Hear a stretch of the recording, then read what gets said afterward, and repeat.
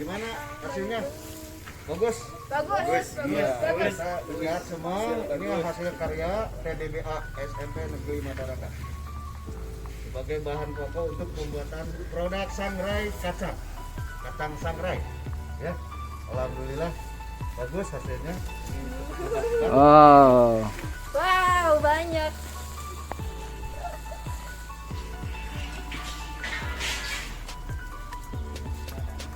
Ini nanti mau di apa?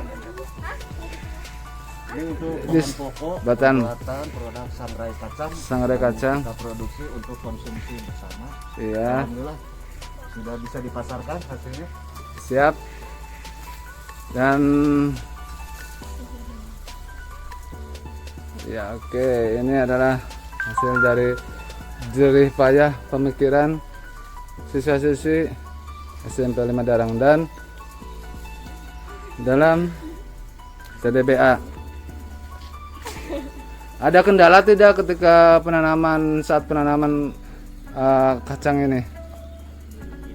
Tidak, Pak. Tidak. Senang nggak kalian? Senang. Nah, betul. Ya, jadi ini tidak hanya sebatas panen ya, berarti ini ada perjuangan kalian ya. Mulai dari apa? Menggembur tanah terus Menyiramnya, Pak. menyiramnya. Ya, terima kasih ya. Coba diperlihatkan, dikataskan. Kataskan. Ya.